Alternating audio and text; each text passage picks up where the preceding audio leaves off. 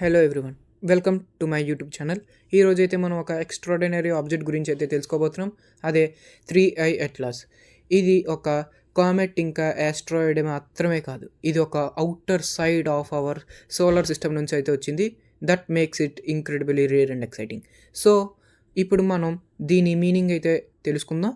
3i అంటే third object confirmed to come from Interstellar space. అంటే ఇది ఇంటర్స్టెల్లార్ స్పేస్ నుంచి వచ్చిన థర్డ్ ఆబ్జెక్ట్ కాబట్టి ఇంటర్స్టెల్లార్ ఆబ్జెక్ట్ అని పిలుచుకుంటున్నాం.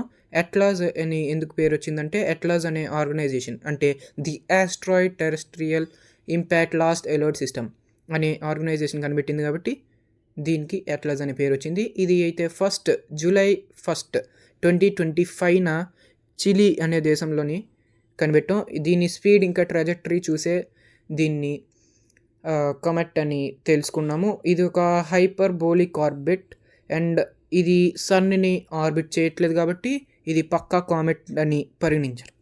సో ఇది 1.35 AU అంటే ఇది ఎర్త్కి మార్స్కి ఉన్న డిస్టెన్స్ని ఒక 1 యూనిట్గా తీసుకుంటే ఇది సన్కి 1.35 AU దూరంలో నుంచి పాస్ అయింది. ఫస్ట్ ఇదైతే స్ట్రాంగ్లీ ఐస్ని అయితే సబ్లిమేట్ చేసింది సన్ వెనకాల వెళ్ళినప్పుడు. సో దీని సైజ్ అవన్నీ చూసి దీన్ని కొమెట్ అని మనం పరిగణించాం. దీనిలో అయితే CO2, కార్బన్ మోనాక్సైడ్, వాటర్ ఇవి మెయిన్గా ఉన్నాయి. మ్యాక్సిమం ఒక కామెట్కి మ్యాక్సిమం అయితే హైడ్రోజన్ కన్సిస్ట్ అయి ఉంటుంది. ఇప్పుడు మీరు స్క్రీన్లో చూస్తుంది ఫస్ట్ ఇంటర్స్టెల్లార్ ఆబ్జెక్ట్ ఓమా. ఇది వచ్చి ఒక 2 months అలాగా గ్యాప్ తీసుకొని మళ్ళీ అవుటర్ స్పేస్కి అయితే వెళ్ళిపోయింది. ఇది సెకండ్ ఆబ్జెక్ట్ బొరిసో. అయితే దీన్నైతే ఇప్పుడు 3i అట్లాస్ని ఒక ఏలియన్ స్పేస్ షిప్ అలాగా కాన్స్పిరెన్సీస్ అయితే వస్తున్నాయి.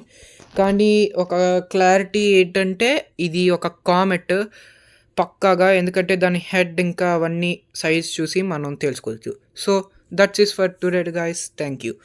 మీకు కనుక ఈ వీడియో నచ్చినట్టయితే లైక్, షేర్, సబ్స్క్రైబ్ చేసుకోవడం మాత్రం మర్చిపోకండి. నన్ను ఎంకరేజ్ చేస్తారని కోరుకుంటున్నాను. Thank you friends.